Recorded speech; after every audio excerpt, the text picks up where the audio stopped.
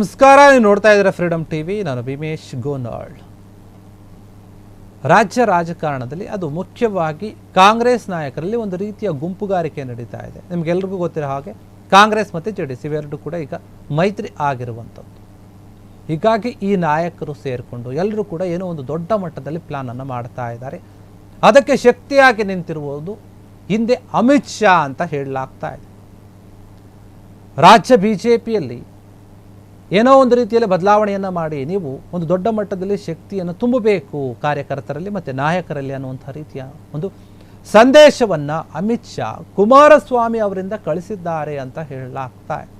ಹೀಗಾಗಿ ಈ ಒಂದು ರಾಜಕಾರಣದಲ್ಲಿ ಮುಖ್ಯವಾಗಿ ಜೆಡಿಎಸ್ ಮತ್ತು ಬಿಜೆಪಿಯಲ್ಲಿ ಏನು ಬದಲಾವಣೆ ಆಗ್ತಾ ಇದೆ, ಬೆಳವಣಿಗೆ ಆಗ್ತಾ ಇದೆ. ಪರಸ್ಪರ ಎರಡೂ ಪಕ್ಷದ ನಾಯಕರು ಹೋಗಿ ಕೂತ್ಕೊಂಡು ಮಾತನಾಡ್ತಾ ಇದ್ದಾರೆ, ಚರ್ಚೆ ಮಾಡ್ತಾ ಇದ್ದಾರೆ. ಇದೆಲ್ಲದಕ್ಕೂ ಕಾರಣ ಅಮಿತ್ ಶಾ ಕೊಟ್ಟಂತಹ ಆ ಒಂದು ಸಂದೇಶ. ಅವರೇ ಇದೆಲ್ಲದನ್ನು ಕೂಡ ನಡೆಸ್ತಾ ಇರುವಂಥದ್ದು ಎನ್ನುವಂಥ ಮಾತು ಕೇಳಿ ಬರ್ತಾ ಇದೆ. ಒಂದು ಕಡೆ ಈಗ ಕುಮಾರಸ್ವಾಮಿಯವರು ಮುಂದಿನ ದಿನಗಳಲ್ಲಿ ಯಾವ ರೀತಿಯಾಗಿ ಚುನಾವಣೆಗಳನ್ನು ಎದುರಿಸಬೇಕು, ನಾವು ಮೈತ್ರಿಯಾಗಿದ್ದೀವಿ, ಆ ಮೈತ್ರಿಯ ಒಂದು ಶಕ್ತಿಯನ್ನು ತೋರಿಸಿ ನಾವು ಕಾಂಗ್ರೆಸ್ಸನ್ನು ಸೋಲಿಸಬೇಕು, ಕಾಂಗ್ರೆಸ್ನ ಶಕ್ತಿಯನ್ನು ಕಡಿಮೆ ಮಾಡಬೇಕು ಅನ್ನುವಂಥ ರೀತಿಯಲ್ಲಿ ಒಂದು ದೊಡ್ಡ ಮಟ್ಟದಲ್ಲಿ ಪಣ ತೊಟ್ಟಂತೆ ಕಾಣ್ತಾ ಇದೆ ಈಗ. ಹೀಗಾಗಿ ಈ ಒಂದು ಕರ್ನಾಟಕ ರಾಜಕಾರಣಕ್ಕೆ ಜೆಡಿಎಸ್ ಮತ್ತು ಕಾಂಗ್ರೆಸ್ ಮಧ್ಯ ಒಂದು ದೊಡ್ಡ ಶಕ್ತಿಯಾಗಿ ಬಂದು ಅಮಿತ್ ಶಾ ನಿಂತಿದ್ದಾರೆ. ಅವರು ಕೂಡ ಕೆಲವೊಂದು ಪ್ಲಾನ್ಗಳನ್ನು ಹಾಕ್ತಾ ಇದ್ದಾರೆ. ಅದು ಎಚ್ ಡಿ ಕುಮಾರಸ್ವಾಮಿಯ ಮುಖಾಂತರ ಎನ್ನುವಂತಹ ಮಾತು ಕೇಳಿ ಬರ್ತಾ ಇದೆ. ಹಾಗಾದರೆ ಅಮಿತ್ ಶಾ ಏನು ಸಂದೇಶವನ್ನು ಕಳಿಸಿದ್ರು ಕುಮಾರಸ್ವಾಮಿಯಿಂದ? ಕುಮಾರಸ್ವಾಮಿ ಅವರು ಅದನ್ನು ಇಲ್ಲಿಗೆ ತೆಗೆದುಕೊಂಡು ಬಂದು ಯಾವೆಲ್ಲ ನಾಯಕರಿಗೆ ಏನನ್ನ ಹೇಳಿದರು, ಎಲ್ಲ ವಿಚಾರಗಳನ್ನು ಗಮನಿಸ್ತಾ ಹೋಗೋಣ. ನೋಡಿ, ಕೇಂದ್ರ ಸಚಿವ ಆಗಿರುವಂತಹ ಎಚ್ ಡಿ ಕುಮಾರಸ್ವಾಮಿ ಅವರು ಏನಿದ್ದಾರೆ ಈಗ ಕರ್ನಾಟಕದ ಒಂದು ರಾಜಕಾರಣದಲ್ಲಿಯೂ ಕೂಡ ತುಂಬ ಸಕ್ರಿಯವಾಗಿ ಕಾಣಿಸ್ಕೊಳ್ತಾ ಇದ್ದಾರೆ. ಕೆಲ ದಿನಗಳಿಂದ ಅವರು ಕೇಂದ್ರದ ಮಂತ್ರಿ ಆದಾಗಿಂದ ಏನಾಗಿತ್ತು ಅಂದರೆ ಅಲ್ಲೇ ಇದ್ದು ಸಲ್ಲೇ ಗಮನ ಕೊಡ್ತಾ ಇದ್ರು. ನನಗೆ ಕಾಂಗ್ರೆಸ್ ರಾಜಕಾರಣ ಅಂದರೆ ಕಾಂಗ್ರೆಸ್ಸು ಮತ್ತು ಬಿಜೆಪಿ ಜೆಡಿಎಸ್ ಇದೇನೇ ಮೂರು ಪಕ್ಷಗಳ ಒಂದು ರಾಜ್ಯ ರಾಜಕಾರಣದಲ್ಲಿ ಸರಿಯಾದ ರೀತಿಯಲ್ಲಿ ತೊಡಗಿಕೊಳ್ಳೋಕೆ ಆಗ್ತಾಯಿಲ್ಲ, ಅಂದರೆ ಬಂದು ನೋಡ್ಕೊಳ್ಳೋಕೆ ಆಗ್ತಾಯಿಲ್ಲ, ಗಮನಿಸೋಕೆ ಆಗ್ತಾಯಿಲ್ಲ. ಹೀಗಾಗಿ ನಮ್ಮ ಕಾರ್ಯಕರ್ತರು ಮತ್ತು ನಿಖಿಲ್ ಕುಮಾರಸ್ವಾಮಿ ಆಗಿರ್ಬೋದು ಅವರು ಕೂಡ ಓಡಾಡ್ತಾ ಇದ್ರು, ಅವ್ರು ನೋಡ್ಕೊಳ್ಳಿ ಅಂತ ಬಿಟ್ಟಿದ್ರು. ಅವರು ಡಿಜಿಟಲ್ ಮೂಲಕ ಜನರ ಒಂದು ಸಂಪರ್ಕದಲ್ಲಿರುವಂಥ ಒಂದು ಕೆಲಸವನ್ನು ಮಾಡ್ತಾ ಇದ್ರು. ಯಾವ ಸಮಯಕ್ಕೆ ಏನು ಒಂದು ಕೆಲಸಗಳು ಆಗಬೇಕು, ಯಾವ ರೀತಿಯಲ್ಲಿ ಬಲ ತುಂಬಬೇಕು ಅನ್ನುವಂಥ ಕೆಲಸವನ್ನು ಅವರು ಡಿಜಿಟಲ್ ಮುಖಾಂತರನೇ ಮಾಡ್ತಾ ಇದ್ರು. ಅದೇ ರೀತಿಯಾಗಿ ಯಾವ ರೀತಿಯಾಗಿ ಹೇಳ್ತಾರೋ ನಿಖಿಲ್ ಕುಮಾರಸ್ವಾಮಿ ಅವರು ಮತ್ತು ಜೆಡಿಎಸ್ನ ನಾಯಕರು ಅದನ್ನು ಮಾಡ್ಕೊಂಡು ಹೋಗ್ತಾ ಇದ್ರು. ಎಲ್ಲೋ ಒಂದು ಕಡೆ ಈಗ ಅದು ಕ್ಲಿಕ್ ಆದಂತೆ ಕಾಣ್ತಾ ಇದೆ. ಜೆಡಿಎಸ್ನ ಶಕ್ತಿ ಹೆಚ್ಚಾಗ್ತಾ ಇದೆ, ಅದರ ಜೊತೆಗೆ ಬಿಜೆಪಿಯು ಕೂಡ ಮುಂದಕ್ಕೆ ಬರ್ತಾ ಇದೆ ಇವರ ಒಂದು ಕೈಯನ್ನು ಹಿಡಿದುಕೊಂಡು. ಬಿಜೆಪಿ ದೊಡ್ಡ ಪಕ್ಷ ಆಗಿದ್ದರೂ ಕೂಡ ಎಲ್ಲೋ ಒಂದು ಕಡೆ ಬಿಜೆಪಿಯ ನಾಯಕರನ್ನು ಹೊರತುಪಡಿಸಿ ಕುಮಾರಸ್ವಾಮಿ ಅವರನ್ನು ಜಾಸ್ತಿ ನಂಬುತ್ತಾ ಇದೆ ಈಗ ಬಿಜೆಪಿ ಅಂತ ಹೇಳಲಾಗ್ತಾ ಇದೆ. ಯಾಕಂದರೆ ಅವರಿಗೆ ಇರುವಂತಹ ಅನುಭವ ಮತ್ತು ಅವರು ಮಾಡುವಂತಹ ಒಂದು ತಂತ್ರಗಾರಿಕೆಯ ಮೇಲೆ ನಂಬಿಕೆ ಬಂದಂತೆ ಕಾಣ್ತಾ ಇದೆ. ಅದಕ್ಕಾಗಿ ಖುದ್ದು ಅಮಿತ್ ಶಾನೇ ಈಗ ಕುಮಾರಸ್ವಾಮಿ ಅವರಿಂದ ಒಂದು ಸಂದೇಶವನ್ನು ಕಳಿಸಿ ನೀವು ಬಿಜೆಪಿ ನಾಯಕರ ಜೊತೆ ಮಾತನಾಡಿ ಅಂತ ಹೇಳಿ ಕಳಿಸಿದ್ದಾರೆ ಅಂತ ಹೇಳ್ತಾ ಆಗ್ತಾ ಇದೆ. ಯಾಕಂದರೆ ಕೆಲ ದಿನಗಳೇ ಒಂದು ಸಮನ್ವಯ ಒಂದು ಸಮಿತಿಯನ್ನು ಏನು ಮಾಡ್ತೀವಿ ಅಂತ ಹೇಳ್ತಾ ಇದ್ರು. ಮುಂದೆ ಬರುವಂತಹ ಒಂದು ZP-TP ಪಂಚಾಯಿತಿ ಎಲೆಕ್ಷನ್ಗಳೇನಿದೆ ಅದಕ್ಕೆ ನಾವು ಮೈತ್ರಿಯಾಗಿ ಹೋಗ್ತೀವಿ, ನಮ್ಮ ಒಂದು ಶಕ್ತಿಯನ್ನು ತೋರಿಸ್ತೀವಿ ಅಂತ ಕೂಡ ಹೇಳಿ. ಹೀಗಾಗಿ ಒಂದು ಎಲ್ಲ ವಿಚಾರಗಳನ್ನು ಗಮನಿಸ್ತಾ ಇದೆ. ಇದೆಲ್ಲದಕ್ಕೂ ಕೂಡ ಸೂತ್ರಧಾರ ಮತ್ತು ಕಿಂಗ್ ಮೇಕರ್ ಏನಿದ್ದಾರೆ ಅವರು ಅಮಿತ್ ಶಾ ಅಂತ ಅನ್ನೋದು ಇಲ್ಲಿ ಸ್ಪಷ್ಟವಾಗಿ ಗೊತ್ತಾಗ್ತಾ ಹೋಗುತ್ತೆ. ಇನ್ನು ಏನು ಕೆಲವೊಂದು ನಾಯಕರು ಬಂದು ಭೇಟಿ ಮಾಡ್ತಾ ಇದ್ದಾರೆ ಕುಮಾರಸ್ವಾಮಿ ಅವರನ್ನು ರಾಜ್ಯದಲ್ಲಿ, ಅದೆಲ್ಲವೂ ಕೂಡ ಕೆಲವೊಂದು ನೆಪ. ಅಂದರೆ ಏನು ದೇವೇಗೌಡರಿಗೆ ಹುಷಾರಿರಲಿಲ್ಲ, ಅವರು ಆಸ್ಪತ್ರೆಯಲ್ಲಿದ್ದು ಹೋಗಿ ಮತ್ತೆ ಡಿಸ್ಚಾರ್ಜ್ ಆಗಿ ಮನೆಗೆ ಬಂದರು. ಅವರನ್ನು ಭೇಟಿ ಮಾಡುವಂಥ ಒಂದು ನೆಪದಲ್ಲಿ ಅಥವಾ ಏನೋ ಹಬ್ಬ ಬರ್ತಾ ಇದೆ ಆ ಒಂದಕ್ಕೆ ಅದನ್ನು ನಾವು ವಿಶ್ ಮಾಡ್ತೀವಿ ಅಂತ ಹೇಳಿ ಕಾರಣಗಳನ್ನ ಇಟ್ಕೊಂಡು ದೇವೇಗೌಡರನ್ನ ಕುಮಾರಸ್ವಾಮಿ ಅವರನ್ನು ಬಿಜೆಪಿಯ ನಾಯಕರು, ರಾಜ್ಯ ಬಿಜೆಪಿ ನಾಯಕರು ಮಾತಾಡ್ಸೋಕ್ಕೆ ಬರ್ತಾ ಇದೆ. ಅದರಲ್ಲಿ ಮುಖ್ಯವಾಗಿ ವಿಜಯೇಂದ್ರ, ಸೆಲ್ವಾದ್ ನಾರಾಯಣಸ್ವಾಮಿ, ಬೇರೆ ಬೇರೆ ಒಂದು ನಾಯಕರ ಆರ್ ಅಶೋಕ ಆಗಿರ್ಬೋದು ಏನಿದ್ದಾರೆ ಬಿಜೆಪಿ ನಾಯಕರು ಅವರೆಲ್ಲರೂ ಕೂಡ ಬರ್ತಾ ಇದ್ದಾರೆ, ಮಾತಾಡಿಸ್ತಾ ಇದ್ದಾರೆ. ಮೊನ್ನೆ ಅಷ್ಟೇ ಕುಮಾರಸ್ವಾಮಿ ಅವರ ಜೊತೆ ಹೋಗಿ BY ವಿಜಯೇಂದ್ರ ಹೋಗಿ ಮಾತಾಡ್ಕೊಂಡು ಬಂದರು, ಚರ್ಚೆಯನ್ನು ಮಾಡ್ಕೊಂಡು ಬಂದರು ಒಂದು ಸಮಿತಿಯ ವಿಚಾರವಾಗಿ. ಹೀಗಾಗಿ ಎಲ್ಲೋ ಒಂದು ಕಡೆ ಗುಂಪುಗಾರಿಕೆ ನಡೀತಾ ಇದೆ. ಗುಂಪುಗಾರಿಕೆಯಲ್ಲಿ ನಾಯಕರು ತೊಡಗಿದ್ದಾರೆ ಅಂತ ಹೇಳಲಾಗ್ತಾ ಇದೆ. ರಾಜ್ಯ ನಾಯಕರಿಗೆ ಒಂದು ಸಂದೇಶ ದೊಡ್ಡ ಮಟ್ಟದಲ್ಲಿ ರವಾನೆಯಾಗಿದೆ. ಅದು ಕುಮಾರಸ್ವಾಮಿ ಅವರ ಮುಖಾಂತರ ಅನ್ನುವಂಥ ಮಾತು ಸ್ಪಷ್ಟವಾಗಿ ಗೊತ್ತಾಗ್ತಾ ಇದೆ. ಕುಮಾರಸ್ವಾಮಿ ಅವರ ಒಂದು ಬುದ್ಧಿ ಮತ್ತು ಅಮಿತ್ ಶಾ ಅವರಂಥ ಬುದ್ಧಿ ಇವರಿಬ್ಬರೂ ಕೂಡ ತಮ್ಮ ಒಂದು ತಲೆಯನ್ನು ಓಡಿಸಿ ಏನೋ ಒಂದು ದೊಡ್ಡ ಮಟ್ಟದಲ್ಲಿ ಪ್ಲಾನ್ ಮಾಡ್ತಾ ಇದ್ದಾರೆ ಎನ್ನುವಂಥ ಮಾತು ಚರ್ಚೆ ಜೋರಾಗಿ ಕೇಳಿ ಬರ್ತಾ ಇದೆ. ಮೈತ್ರಿ ಸರ್ಕಾರ ನಿಜಕ್ಕೂ ಕೂಡ ಏನೋ ಒಂದು ದೊಡ್ಡ ಪ್ಲಾನನ್ನು ಮಾಡ್ತಾ ಇದೆ. ಆರೋಗ್ಯವನ್ನು ವಿಚಾರಿಸುವ ಒಂದು ನೆಪದಲ್ಲಿ JDS ನಾಯಕರನ್ನು BJP ನಾಯಕರು ಭೇಟಿ ಆಗ್ತಾ ಇದ್ದಾರೆ, ಗೊತ್ತಾಗಬಾರ್ದು ಅಂತ. ಆದರೆ ಯಾವುದೇ ಕಾರಣಕ್ಕೂ ರಾಜಕೀಯ ನಾಯಕರು ಭೇಟಿ ಆದರೂ ಕೂಡ ಅದರಲ್ಲೇ ಒಂದು ರಾಜಕಾರಣದ ಒಂದು ವಿಚಾರ ಇದ್ದೇ ಇರುತ್ತೆ, ಚರ್ಚೆ ಮಾಡೇ ಮಾಡ್ತಾರೆ ಅನ್ನುವಂತಹ ಮಾತು ಯಾವಾಗಲೂ ಕೂಡ ನಾವು ಕೇಳ್ತಾ ಇರ್ತೀವಿ. ನಾರ್ಮಲ್ ಆಗಿ ಹೋಗಿ ಭೇಟಿ ಆದರೂ ಕೂಡ ಎಲ್ಲರೂ ಇವರು ಏನೋ ಒಂದು ಮಾಡೋಕ್ಕೆ ಹೊರಟಿದ್ದಾರೆ ಅನ್ನುವಂಥ ರೀತಿಯಲ್ಲಿ ಮಾತಾಡೋದು ಕಾಮನ್. ಮಾಧ್ಯಮದವರಾದರೂ ಅಷ್ಟೇ, ಸಾಮಾನ್ಯ ಜನರಾದರೂ ಅಷ್ಟೇ. ಅವರ ಭೇಟಿಗೆ ಇಂಥದ್ದೇ ಕಾರಣ ಇರಬೇಕು ಅಂತ ಏನಿಲ್ಲ. ಅವ್ರು ಯಾವುದೇ ಒಂದು ಕಾರಣಕ್ಕೂ ಭೇಟಿ ಆದರೂ ಕೂಡ ರಾಜಕೀಯವಾಗಿಯೇ ಭೇಟಿಯಾಗಿದ್ದಾರೆ ಅಂತ ಎಲ್ಲರೂ ಕೂಡ ಸಾಮಾನ್ಯವಾಗಿ ಮಾತನಾಡ್ತಾರೆ. ಅದೇ ರೀತಿಯ ಒಂದು ಮಾತು ಕೇಳಬೇಕು. ಆದರೆ ಈ ರೀತಿಯ ಒಂದು ಮಾತುಗಳಿಂದ ಈಗ BJP ಮತ್ತು JDS ಪಾಳ್ಯದಲ್ಲಿ ಸಾಕಷ್ಟು ಕೇಳಿ ಬರ್ತಾ ಇದೆ. ಏನು ನಾಯಕರು ಪದೇ ಪದೇ ಮೀಟ್ ಆಗ್ತಾ ಇದ್ದಾರೆ, ಮಾತನಾಡ್ತಾ ಇದ್ದಾರೆ, ಇದರಲ್ಲಿ ಏನೋ ಒಂದು ವಿಚಾರ ಇದೆ ಅಂತ. ಯಾಕಂದರೆ ನೋಡಿ, ದೇವೇಗೌಡ ಅವರಿಗೂ ಹುಷಾರಿಲ್ಲ ಅಂತ ಈಗಾಗಲೇ ಹೇಳಿದಾಗ ಬಂದು ಅದರ ಅಲ್ಲಿ ಎಲ್ಲ ಈಗ ಸ್ವಲ್ಪ ಚೆನ್ನಾಗಿದ್ದಾರೆ ಅಂತ ಹೇಳ್ತಾರೆ. ಅವ್ರನ್ನ ಮಾತಾಡ್ಸೋಕೆ ಒಬ್ಬರಾದ ನಂತರ ಒಬ್ಬರು BJP ನಾಯಕರು ಹೋಗ್ತಾ ಇದ್ದಾರೆ, ಭೇಟಿ ಮಾಡ್ತಾ ಇದ್ದಾರೆ. ಅವ್ರು ಏನೇ ಕಾರಣಗಳು ಕೊಟ್ಟರು ಕೂಡ ಅದನ್ನು ಯಾರೂ ನಂಬೋಕೆ ರೆಡಿ ಇಲ್ಲ. ಆದರೆ ಈಗ ಏನೊಂದು ಸ್ವಲ್ಪ ದಿನದಿಂದ ರಾಷ್ಟ್ರ ರಾಜಕಾರಣದಿಂದ ಸಂಪೂರ್ಣವಾಗಿ ಬ್ಯುಸಿಯಾಗಿದ್ದರು ಕುಮಾರಸ್ವಾಮಿ ಅವರು. ಈಗ ರಾಜ್ಯಕ್ಕೆ ಬಂದು ಕೆಲವೊಂದು ಯೋಜನೆಗಳನ್ನು ಹಾಕ್ತಾ ಇದ್ದಾರೆ. ಅದಕ್ಕೆ ನಿಖಿಲ್ ಕುಮಾರಸ್ವಾಮಿ ಕೂಡ ಸರಿಯಾದ ರೀತಿಯಲ್ಲಿ ಸಾಥ್ ಕೊಡ್ತಾ ಇದ್ದಾರೆ. ಎಲ್ಲ ಕಾರಣಗಳಿಂದ JDSನ ಶಕ್ತಿ ದಿನದಿಂದ ದಿನಕ್ಕೆ ಹೆಚ್ಚಾಗ್ತಾ ಇದೆ. ಅವರ ಕಾರ್ಯಕರ್ತರಲ್ಲಿ ಕೂಡ ಹುಮ್ಮಸ್ಸು ಬರ್ತಾ ಇದೆ. ಎಲ್ಲರೂ ಕೂಡ ತಲೆ ಕೆಡಿಸ್ಕೊಳ್ತಾ ಇದ್ದಾರೆ ಏನಾಗ್ತಾ ಇದೆ ಅಂತ. ಯುವ ಘಟಕದ ಅಧ್ಯಕ್ಷ ಆಗಿರುವಂಥ ನಿಖಿಲ್ ಕುಮಾರಸ್ವಾಮಿ ಏನಿದೆ, ರಾಜ್ಯದ ಒಂದು ಪ್ರವಾಸವನ್ನು ಮಾಡಿದ್ರು. ಪ್ರವಾಸವನ್ನು ಮಾಡಿ ಕುಮಾರಸ್ವಾಮಿ ಅವರಿಗೆ ವಿಚಾರಗಳನ್ನು ಮುಟ್ಟಿಸಿದ್ರು. ಅವರು ಕೂಡ ಮಾತನಾಡಿದರು. ಒಂದು ಕಡೆ ಈ ರೀತಿಯಾಗಿ ಇರುವಾಗ BJP ಮತ್ತು JDS ನಾಯಕರು ಏನಿದ್ದಾರೆ ಅವರ ನಡುವಿನ ಒಂದು ಅಂತರ ದಿನದಿಂದ ದಿನಕ್ಕೆ ಕಡಿಮೆ ಆಗ್ತಾ ಇದೆಯಾ ಅಥವಾ ಹೆಚ್ಚಾಗ್ತಾ ಇದೆಯಾ ಗೊತ್ತಿಲ್ಲ. ಎಲ್ಲ ವಿಚಾರಗಳನ್ನು ಗಮನಿಸಿದಾಗ ಈಗ ಎಲ್ಲರೂ ಕೂಡ ಆ ಥರ ಆಗ್ತಾ ಇದ್ದಾರೆ, ಪ್ಲಾನ್ ಮಾಡ್ತಾ ಇದ್ದಾರೆ. ಯಾಕಂದರೆ ಇದಕ್ಕೆಲ್ಲ ಕಾರಣ ಅಮಿತ್ ಶಾ ಒಂದು ಕೊಟ್ಟಿರುವಂಥ ಒಂದು ವಿಚಾರ. ಗುಂಪುಗಾರಿಕೆ ನಡೀತಾ ಇದೆ ಅಂತ ಹೇಳಲಾಗ್ತದೆ. ಗುಂಪುಗಾರಿಕೆ ಹೆಚ್ಚಾಗ್ತದೆ. ನಿಜಕ್ಕೂ ಕೂಡ BJPಯಲ್ಲಿ ಕೂಡ ಸಾಕಷ್ಟು ಭಿನ್ನಮತಗಳಿದೆ. ಕೆಲವೊಂದು ನಾಯಕರು ಮಾತಾಡುವಂಥ ನೋಡಿದಾಗ ನಮಗೆ ಗೊತ್ತಾಗುತ್ತೆ. ಕಾಂಗ್ರೆಸ್ನಲ್ಲಿ ಯಾವ ರೀತಿಯಾಗಿದೆಯೋ ಅದೇ ರೀತಿಯಲ್ಲಿ BJPಯಲ್ಲೂ ಕೂಡ ಅದಂತ ಹೇಳ್ತಾರೆ. ಹೀಗಾಗಿ ಈ ಒಂದು ಸಂದರ್ಭದಲ್ಲಿ ಕುಮಾರಸ್ವಾಮಿ ರಾಜ್ಯಕ್ಕೆ ತಂದಿರುವಂತಹ ಒಂದು ಸಂದೇಶ ಏನಿದೆ, ನಿಜಕ್ಕೂ ಕೂಡ ಅದು ಏನೋ ಒಂದು ಟ್ವಿಸ್ಟ್ ಇದೆ ಅಂತ. ಆ್ಯಕ್ಟಿವ್ ಆಗಿದ್ದಾರೆ ಎಲ್ಲರೂ ಸೇರ್ಕೊಳ್ತಾ ಇದ್ದಾರೆ. ಕೇಂದ್ರ ಗೃಹ ಮಂತ್ರಿಯಾಗಿರುವಂತಹ ಅಮಿತ್ ಶಾ ಏನಿದ್ದಾರೆ ಅವರು ಕೊಟ್ಟಂತಹ ಸಂದೇಶ ಎಲ್ಲರಿಗೂ ಕೂಡ ಒಂದು ಎಚ್ಚರಿಕೆ ಗಂಟೆಯಾಗಿದೆಯಾ, ಎಲ್ಲರೂ ಅದೇ ರೀತಿಯಾಗಿ ನಡೆದುಕೊಳ್ತಾ ಇದ್ದಾರಾ ಎನ್ನುವಂಥ ಒಂದು ಪ್ರಶ್ನೆ ಮೂಡ್ತಾ ಇರುವಂಥದ್ದು. ಅಮಿತ್ ಶಾ ಜೊತೆಗಿನ ಒಂದು ಮಾತುಕತೆಯ ಒಂದು ಫಲಿತಾಂಶವಾಗಿಯೇ ಈಗ ಏನೋ ಒಂದು ಸಮನ್ವಯ ಸಮಿತಿಗಳು ನಡೆದವು.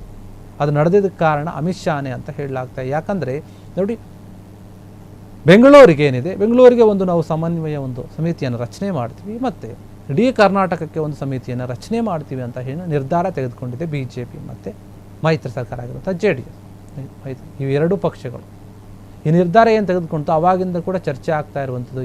ಯಾಕೆ ಈ ರೀತಿಯಾಗಿ ದಿಢಾರ್ ನಿರ್ಧಾರ ತೆಗೆದುಕೊಂಡ್ರು ಎಲ್ಲರೂ ಕೂಡ ಸ್ಟಾರ್ಟಿಂಗ್ ಈ ಒಂದು ವಿಚಾರ ಬಂದಾಗ ಯೋಚನೆ ಮಾಡ್ತಿದ್ದಾರೆ. ಆದರೆ ಈಗ ಗೊತ್ತಾಗ್ತಾ ಇದೆ ಈ ಒಂದು ವಿಚಾರವನ್ನು ಹೇಳಿರುವಂಥದ್ದೇ ಅಮಿತ್ ಶಾ ಅಂತ. ಸಮನ್ವಯ ಸಮಿತಿಯನ್ನು ಮಾಡಿ ರಚಿಸಿ ಈ ರೀತಿಯಾಗಿ ಹಿಂಗೆ ನಡೆದುಕೊಳ್ಳಿ, ಹಿಂಗೆ ಮಾಡಿದ್ರೆ ಹಿಂಗೆ ಪ್ಲಾನ್ ವರ್ಕೌಟ್ ಆಗುತ್ತೆ ಅನ್ನೋದು ರೀತಿ ಹೇಳಿ ಕಳಿಸಿದಂತೆ ಕಾಣುತ್ತಾ ಇದೆ. ರಾಜ್ಯದಲ್ಲಿ BJP JDS ಒಂದು ಹೊಂದಾಣಿಕೆ ಚೆನ್ನಾಗಿದೆ ಈಗ, ಬಟ್ ಹಿಂದೆ ಸರಿಯಾಗಿರಲಿಲ್ಲ, ಅಷ್ಟಕ್ಕೆ ಇದೆ ಅಂತ ಮಾತುಗಳು ಕೇಳಬಹುದು. ಆದರೆ ಈಗ ಕುಮಾರಸ್ವಾಮಿ ನೀಡಿರುವಂತಹ ಒಂದು ಹೇಳುವಂಥ ಹೇಳಿಕೆ ಏನಿದೆ, ಇದಕ್ಕೆ ಈಗ ರಾಜ್ಯದಲ್ಲಿ BJP ನಾಯಕರು ಒಂದು ರೀತಿಯ ಸಮನ್ವಯ ಸಮಿತಿಯ ಬಗ್ಗೆ ಮಾತನಾಡ್ತಾ ಇದ್ದಾರೆ. BY ವಿಜೇಂದ್ರ ಕುಮಾರಸ್ವಾಮಿ ಅವ್ರನ್ನ ಭೇಟಿ ಆದಾಗಿಂದ ಕೂಡ ಇದರ ಬಗ್ಗೆ ಸಾಕಷ್ಟು ಚರ್ಚೆ ಆಗ್ತಾ ಇದೆ. ಈಗ ಹೊಂದ್ಕೊತಾ ಇದ್ದಾರೆ. ಅಮಿತ್ ಶಾ ಹೇಳಿರುವಂಥ ಒಂದು ಹೇಳಿಕೆಗೆ ಎಲ್ಲರೂ ಕೂಡ ಬೆಲೆ ಕೊಡ್ತಾ ಇದ್ದಾರೆ ಅನ್ನುವಂಥ ಮಾತು ಕೇಳಿ ಬರ್ತಾರೆ. ಹೀಗಾಗಿ ಮೈತ್ರಿಯ ಒಂದು ಸರ್ಕಾರ ಅಂದರೆ ಮೈತ್ರಿಯ ಸರ್ಕಾರ ಮುಂದಿನ ದಿನಗಳಲ್ಲಿ ಬರುತ್ತೆ ಅಂತ ಘಂಟಾಘೋಷವಾಗಿ ಏನು ಕೂಗಿ ಹೇಳ್ತಾ ಇದ್ದಾರೆ ಅವರು, ಅದಕ್ಕೆಲ್ಲ ಕೂಡ ಈಗಲಿಂದಾನೇ ತಯಾರಿ ಮಾಡಿಕೊಳ್ತಾ ಇದ್ದಾರೆ. ಹಾಗಾದರೆ ಆ ಚುನಾವಣೆ ಬರುವ ತನಕ ಕೂಡ ಇವರು ಹಿಂಗೇ ಇರ್ತಾರೆ. ಅವರ ಪ್ಲಾನ್ಗಳು ವರ್ಕೌಟ್ ಆದರೆ ಓಕೆ ಅಂದ್ಕೊಂಡಿತ್ತು, ಒಂದು ವೇಳೆ ಆಗದೇ ಇದ್ದರೆ ಏನು ವಿಚಾರ ಅನ್ನುವಂಥ ಒಂದು ಪ್ರಶ್ನೆ ಕೂಡ ಇದೆ. ನೋಡಿ, ನೀವು ಗಮನಿಸಿ, ಈಗ ಏನು ಕಾಂಗ್ರೆಸ್ ಸರ್ಕಾರ ಇದೆ ಅದಕ್ಕೆ 2.5 ವರ್ಷ ಆಗಿದೆ, 2 ವರ್ಷ ಪೂರೈಕೆ ಅಂತ ಕಂಪ್ಲೀಟ್ ಆಗಿದೆ. ಹೀಗಿರುವಂಥ ಒಂದು ಸಮಯದಲ್ಲಿ ಸಿದ್ದರಾಮಯ್ಯ ಸರ್ಕಾರದಲ್ಲಿ ಕೂಡ ಸಾಕಷ್ಟು ಗೊಂದಲದ ಏನಂದರೆ ಗೊತ್ತಿರುವ ಹಾಗೆ ನವೆಂಬರ್ ಕ್ರಾಂತಿ ಆಗುತ್ತೆ ಅಂತ ಹೇಳ್ತಾ ಇದ್ದಾರೆ. ಒಂದು ದೊಡ್ಡ ಮಟ್ಟದ ಒಂದು ಬದಲಾವಣೆ ಆಗುತ್ತೆ ಅಂತ ಕಾಂಗ್ರೆಸ್ ನಾಯಕರೇನೇ ಮಾತನಾಡ್ತಾ ಇದ್ದಾರೆ. ಮುಖ್ಯಮಂತ್ರಿ ಬದಲಾವಣೆ ಒಂದು ವಿಚಾರ ಆಗಿರ್ಬೋದು, ಸಚಿವ ಸಂಪುಟ ಪುನರ್ರಚನೆ ವಿಚಾರವಾಗಿದೆ, ಆ ಒಂದು ಮಾತಿದೆ. ಈಗ ಇತ್ತೀಚಿನ ದಿನಗಳಲ್ಲಿ ನೋಡಿ, CM ಕುರ್ಚಿಗಾಗಿ ಬರೀ DK ಶಿವಕುಮಾರ್ ಅವರು ಇದ್ದಾರೆ ರೇಸ್ನಲ್ಲಿ ಅಂತ ಹೇಳ್ತಾ ಇದ್ರು. ಬೇರೆ ಬೇರೆ ನಾಯಕರು ನಾವು ಇದ್ದೀವಿ ಅಂತ ಹೇಳ್ಕೊಂಡಿದ್ರು ಕೂಡ ಅದು ಕನ್ಸಿಡರ್ ಆಗಿರಲಿಲ್ಲ. ಈಗ ಒಂದು ರೀತಿಯಲ್ಲಿ ಸತೀಶ್ ಜಾರಕಿಹೊಳಿ ಅವರ ಒಂದು ಹೆಸರನ್ನು ಕೂಡ ತೆಗೆದುಕೊಂಡು ಬಂದಿದ್ದಾರೆ. ಅದಕ್ಕೆ ಬೇರೆ ಬೇರೆ ಕಾರಣಗಳಿರ್ಬೋದು, ಅದು ಏನೆನ್ನುವಂಥ ಒಂದು ವಿಚಾರ ಕೂಡ ಯೋಚನೆ ಮಾಡ್ತಾರೆ. ಯಾಕಂದರೆ ಸ್ಪಷ್ಟವಾದ ಒಂದು ಉದ್ದೇಶವನ್ನು ಇಟ್ಕೊಂಡು ಜಾರಕಿಹೊಳಿ ಒಂದು ಹೆಸರನ್ನು ತೆಗೆದುಕೊಳ್ಳಲಾಗಿದೆ ಎನ್ನುವಂಥ ಮಾತು ಕೇಳಿ ಬರ್ತದೆ. ಅದು ಕೂಡ ಸರಿಯಾಗಿ ಯಾರಿಗೂ ಅರ್ಥ ಆಗ್ತಾ ಇಲ್ಲ. ಆದರೆ ಅದೇನೇ ಇದ್ರೂ ಕೂಡ ಕಾಂಗ್ರೆಸ್ನಲ್ಲಿರುವಂತಹ ಕೆಲವೊಂದು ಸಮಸ್ಯೆಗಳು ನೋಡಿದಾಗ ಎಲ್ಲೋ ಒಂದು ಕಡೆ ಲೆಕ್ಕಾಚಾರವನ್ನು ಹಾಕಲಾಗ್ತಾ ಇದೆ. ಏನು ಇನ್ನು 2 ತಿಂಗಳುಗಳಲ್ಲಿ ಕರ್ನಾಟಕದ ಒಂದು ಕಾಂಗ್ರೆಸ್ನಲ್ಲಿ ಗಂಭೀರವಾದ ಒಂದು ಸಮಸ್ಯೆಗಳು ಏನಿದೆ ಅದನ್ನು ನೋಡಿದಾಗ ಎಲ್ಲೋ ಒಂದು ಕಡೆ ಸರ್ಕಾರನೇ ನಿಂತ್ಕೊಂಡು ಹೋಗ್ಬಿಡುತ್ತಾ, ಕೆಳಗಿಳಿಯುತ್ತಾ ಕಾಂಗ್ರೆಸ್ ಸರ್ಕಾರ, ಪತನಗೊಂಡು ಬಿಡುತ್ತಾ ಎನ್ನುವಂತಹ ಮಾತು ಕೇಳಿ ಬರ್ತಾ ಇದೆ. ಈ ರೀತಿಯಾಗಿ ಅಮಿತ್ ಶಾ ಒಂದು ಲೆಕ್ಕಾಚಾರವನ್ನು ಹಾಕ್ತಾ ಇದ್ದಾರೆ. ಆದರೆ ರಾಜ್ಯ BJP ನಾಯಕರು ಇದನ್ನು ನಂಬಿಕೊಂಡು ಕೂತ್ರೆ ಆಗುತ್ತೋ ಇಲ್ಲ ಅಂತ ಗೊತ್ತಿಲ್ಲ. ಇನ್ನು ಕೆಲಸಗಳು ಏನಿದೆ, ಏನು ಮಾಡಬೇಕು ನಾವು ಅದನ್ನು ಮಾಡೋಣ, ನೇರವಾಗಿ ಕೇಂದ್ರದಲ್ಲಿ ತಮ್ಮ ಸಹೋದ್ಯೋಗಿಯಾಗಿರುವಂತಹ ಒಂದು HD ಕುಮಾರಸ್ವಾಮಿ ಏನಿದೆ ಅವರ ಜೊತೆ ಅಖಾಡಕ್ಕೆ ಇಳಿತಾರೆ ಅಮಿತ್ ಶಾ ಅಂತ ಹೇಳ್ತಾ ಇದ್ದಾರೆ. ಒಂದು ಸೂಚನೆಯನ್ನು ಕೊಟ್ಟಿದ್ದಾರೆ ಅಂತ ಈ ಒಂದು ವಿಚಾರವಾಗಿ ಕೂಡ. ಹೀಗಾಗಿ ಮುಂದಿನ ದಿನಗಳಲ್ಲಿ ಅಮಿತ್ ಶಾ ಬಂದರೂ ಕೂಡ ಅದೇನು ಆಶ್ಚರ್ಯ ಪಡಬೇಕಾಗಿಲ್ಲ. ಯಾಕಂದರೆ ಅವರೇ ರೂಪಿಸಿದಂತಹ ಈ ಒಂದು ಯೋಜನೆ ಏನಿದೆ ಅವರೇ ಬಂದು ಮುಂದಿನಿಂದ ನಡೆಸ್ತಾರಾ, ಅಥವಾ ಅಲ್ಲೇ ಇದ್ದುಕೊಂಡು ಕುಮಾರಸ್ವಾಮಿ ಅವರನ್ನು ಮುಂದೆ ನಿಲ್ಲಿಸ್ಬಿಟ್ಟು ಇಡೀ BJP ನಾಯಕರನ್ನ ಅವರ ಹಿಂದೆ ನಿಲ್ಲಿಸ್ಬಿಟ್ಟು ಮುಂದಕ್ಕೆ ಕಳಿಸ್ತಾರಾ ಅನ್ನುವಂಥದ್ದು ಗೊತ್ತಿಲ್ಲ. ಸಾಕಷ್ಟು ಲೆಕ್ಕಾಚಾರಗಳನ್ನು ಮಾಡ್ತಾ ಇದ್ದಾರೆ. ಈ ಮೂಲಕ ಒಂದು ಸ್ಪಷ್ಟವಾದಂತಹ ಒಂದು ಸಂದೇಶವನ್ನು ಕೊಡ್ತಾ ಇದ್ದಾರೆ ಅಮಿತ್ ಶಾ ಅಂತ ಹೇಳಲಾಗ್ತಾ ಇದೆ. BJP ನಾಯಕರಿಗೆ ನೀಡಿರುವಂತಹ ಒಂದು ಸಂದೇಶದ ಒಂದು ಮಾತುಗಳು ಏನಿದೆ, ಕುಮಾರಸ್ವಾಮಿ ಅವರನ್ನು ಮುಂದಿಟ್ಟುಕೊಂಡು BJPಯನ್ನು JDS-ಅನ್ನು ಎರಡನ್ನೂ ಕೂಡ ಮುಂದಕ್ಕೆ ನಡೆಸಿ ಮೈತ್ರಿ ಸರ್ಕಾರವನ್ನು ತರುವಂಥ ಒಂದು ಪ್ಲಾನ್ ಇದೆಯಾ ಮುಂದಕ್ಕೆ. ಸದ್ಯ ಇರುವಂಥ ಒಂದು ಏನು GBA ಎಲೆಕ್ಷನ್ ಏನಿದೆ ಅದು ಬರ್ತಾ ಇದೆ, ZPTP ಎಲೆಕ್ಷನ್ ಬರ್ತಾ ಇದೆ, ಅದಾದ ನಂತರ ಪಂಚಾಯತಿ ಎಲೆಕ್ಷನ್ ಬರುತ್ತೆ. ಈ ಎಲ್ಲ ಒಂದು ಎಲೆಕ್ಷನ್ಗಳನ್ನು ಒಟ್ಟಾಗಿ ನಾವು ಹೋಗಿ ಆ ಒಂದು ಫಲಿತಾಂಶ ಏನು ಬರುತ್ತೆ ಅನ್ನೋದನ್ನು ನೋಡಿಕೊಂಡು ಆಮೇಲೆ ಬರುವಂತಹ ಒಂದು ಎಲೆಕ್ಷನ್ ಏನಿದೆ ಅದಕ್ಕೆ ನಾವು ಕೈ ಹಾಕೋಣ, ನಮ್ಮ ಒಂದು ಸರ್ಕಾರವನ್ನು ಸ್ಥಾಪಿಸೋಣ ಅನ್ನುವಂತಹ ರೀತಿಯಲ್ಲಿ ಮಾತುಕತೆಗಳು ಆಗುತ್ತಾ ಇದೆ ಎನ್ನುವಂತಹ ವಿಚಾರ. ನಿಮಗೆಲ್ಲ ಗೊತ್ತು, DK ಶಿವಕುಮಾರ್ ಮತ್ತು ಕುಮಾರಸ್ವಾಮಿ ಮಧ್ಯೆ ಸಾಕಷ್ಟು ಭಿನ್ನಾಭಿಪ್ರಾಯ ಇದೆ. ಇಬ್ಬರು ಕೂಡ ಮಾತನಾಡ್ತಾ ಇರ್ತಾರೆ, ವಾಗ್ವಾದವನ್ನು ನಡೆಸ್ತಾ ಇರ್ತಾರೆ. ಪಾಲಿಕೆ ಏನು 5 ಮಾಡಿದ್ದಾರೆ ಬೆಂಗಳೂರಿನಲ್ಲಿ ಅದ್ರ ಬಗ್ಗೆ ಆಗಿರೋದು, ಬೇರೆ ಬೇರೆ ವಿಚಾರಗಳಲ್ಲಿ ಯಾವಾಗಲೂ ಕೂಡ ಟೀಕೆ ಮಾಡ್ತಾ ಇರ್ತಾರೆ. ಇದರ ಮಧ್ಯೆ ಈಗ ಏನು ಈ ಒಂದು ಗುಂಪುಗಾರಿಕೆ ನಡೀತಾ ಇದೆ BJPಯಲ್ಲಿ, ನಿಜಕ್ಕೂ ಕೂಡ ಇದು ಏನೋ ಒಂದು ಬದಲಾವಣೆಯನ್ನು ತರುತ್ತಾ ಅಂತ. ಯಾಕಂದರೆ ಕಾಂಗ್ರೆಸ್ ಇನ್ನು 2 ತಿಂಗಳಲ್ಲಿ ಅಧಿಕಾರವನ್ನು ಕಳೆದುಕೊಳ್ಳುತ್ತೆ, ನಮ್ಮ ಸರ್ಕಾರವನ್ನು ನಾವು ಸ್ಥಾಪಿಸ್ಬೋದು ಅಂತ ಯೋಚನೆ ಕೂಡ ಮಾಡ್ತಾ ಇದ್ದಾರೆ. ನಿಜವಾಗ್ಲೂ ಕೂಡ ಅದಾಗುತ್ತಾ? ಕಾಂಗ್ರೆಸ್ನಲ್ಲಿ ನವಂಬರ್ ಕ್ರಾಂತಿ ಅನ್ನೋದು ನಿಜವಾಗ್ಲೂ ಇದೆಯಾ ಅನ್ನುವಂಥ ಲೆಕ್ಕಾಚಾರ ಬಂದಾಗ ಎಲ್ಲವನ್ನು ಗಮನಿಸಿದಾಗ ನಿಜಕ್ಕೂ ಇದೆ ಅನ್ನುವಂಥದ್ದು ಎಲ್ಲೋ ಒಂದು ಕಡೆ ಸ್ಪಷ್ಟ ಆಗ್ತಾ ಇದೆ. ಈಗಾಗಲೇ ದೆಹಲಿಗೆ ಹೋಗಿ ಮಾತುಕತೆಗಳನ್ನು ಆಡ್ಕೊಂಡು ಬರ್ತಾ ಇದ್ದಾರೆ CM DCM ಕೂಡ. ಹೀಗಾಗಿ BJP ನಾಯಕರು ಇದಕ್ಕೆ ಸಂಬಂಧಪಟ್ಟಾಗೆ ಸರಿಯಾಗಿ ಇದನ್ನು ಬಳಸ್ಕೊಂಡ್ರೆ ಎಲ್ಲೋ ಒಂದು ಕಡೆ ಅವರಿಗೆ ಪ್ಲಸ್ ಪಾಯಿಂಟ್ ಆಗಬಹುದು. ಕೇಂದ್ರ ಸಚಿವ ಅಮಿತ್ ಶಾ ಏನು ಹೇಳಿದ್ದಾರೆ, ಅವ್ರು ಹೇಳೋದಂಥ ಒಂದು ಮಾತಿಗೆ ಬೆಲೆ ಕೊಟ್ಟಂತೆ ಆಗಬಹುದು ಅಂತ ಹೇಳ್ತಾ ಇದ್ದಾರೆ. ರಾಷ್ಟ್ರೀಯ ಸ್ವಯಂ ಸೇವಕ ಒಂದು ಸಂಘ ಏನಿದೆ ಆ ಒಂದು ವಿಚಾರವಾಗಿಯೂ ಕೂಡ ಮಾತನಾಡಿರುವಂಥದ್ದು. ಹೀಗಾಗಿ ಎಲ್ಲೋ ಒಂದು ಕಡೆ ಈ ಒಂದು 2 ಪಕ್ಷಗಳು ಕೂಡ ಒಂದು ದೊಡ್ಡ ಪ್ಲಾನ್ ಮಾಡ್ತಾ ಇದೆ, ಆದರೆ ಅದು ಕಾಂಗ್ರೆಸ್ಗೆ ಗೊತ್ತಾಗ್ತಾ ಇಲ್ಲ. ಈಗ ಅಮಿತ್ ಶಾ ಬಂದಿರುವಂಥದ್ದು ನಿಜಕ್ಕೂ ಕೂಡ ಏನೋ ಒಂದು ದೊಡ್ಡ ಮಟ್ಟದಲ್ಲಿ ಬದಲಾವಣೆ ಮಾಡ್ತಾರೆ ಅಂತ ಎಲ್ಲರ ಒಂದು ಕುತೂಹಲಕ್ಕೆ ಕಾರಣವಾಗಿದೆ. ಹೀಗಾಗಿ ಏನಾಗುತ್ತೆ ಈ ಒಂದು ಮೈತ್ರಿ ಪಕ್ಷಗಳ ನಡುವೆ ಅಂತ ನಾವು ಕಾದು ನೋಡಬೇಕು. ಅದಕ್ಕೆಲ್ಲ ಆನ್ಸರ್ ಸಿಗಬೇಕು ಅಂದರೆ ಮುಂದಿನ ಚುನಾವಣೆಗಳಲ್ಲಿ ಮತ್ತು ಅವರು ಏನು ಕೊಡ್ತಾರೆ, ಒಂದು ನಿರ್ಧಾರಗಳನ್ನು ತೆಗೆದುಕೊಳ್ಳುತ್ತಾರೆ. ಈಗ ಸಮನ್ವಯ ಒಂದು ಸಮಿತಿಗಳನ್ನು ಮಾಡ್ತೀವಿ ಅಂತ ಹೇಳಿದರು, 2 ರೀತಿಯಾದಂಥದ್ದು. ಅವೆರಡನ್ನು ರಚನೆ ಮಾಡಿ ಏನಾಗುತ್ತೆ ಅಂತ ಫಲಿತಾಂಶವನ್ನು ನೋಡಿ ಮುಂದಿನ ಒಂದು ದಿನಗಳಲ್ಲಿ ನಾವು ಒಟ್ಟಿಗೆ ಹೋಗೋಣ ಅನ್ನುವಂಥ ಒಂದು ನಿರ್ಧಾರವನ್ನು ಮಾಡಿದಂತೆ ಕಾಣ್ತಾ ಇದೆ. ಇದಕ್ಕೆ ಮುಖ್ಯವಾಗಿ ನಾವು ಗಮನಿಸಿದಂದರೆ ಅದೇ ಕುಮಾರಸ್ವಾಮಿ ಮತ್ತು ವಿಜಯೇಂದ್ರ ಏನು ಭೇಟಿಯಾದ್ರಲ್ಲ, ಅವರಿಬ್ಬರು ಭೇಟಿಯಾಗಿ ಮಾತುಕತೆ ನಡೆಸಿದ್ದಾರೆ ಅಂತ ಹೇಳ್ತಾ ಇದ್ದಾರೆ. ಹೀಗಾಗಿ ಈ ಒಂದು ವಿಚಾರಕ್ಕೆ ಸಂಬಂಧಪಟ್ಟ ಹಾಗೆ ಅಮಿತ್ ಶಾ ಬಂದಿರುವಂಥ ನಿಜಕ್ಕೂ ಕೂಡ ಸಾಕಷ್ಟು ಕುತೂಹಲಕ್ಕೆ ಕಾರಣ ಆಗಿದೆ ಅಂತ ಹೇಳಲಾಗ್ತಾ ಇದೆ. ಇದಿಷ್ಟು ಇದಕ್ಕೆ ಸಂಬಂಧಪಟ್ಟಂತಹ ವಿಚಾರ. ನೋಡ್ತಾ ಇರೋ ಫ್ರೀಡಮ್ ಟಿವಿ, ಇದು ಜನಸಾಮಾನ್ಯರ ಶಕ್ತಿ.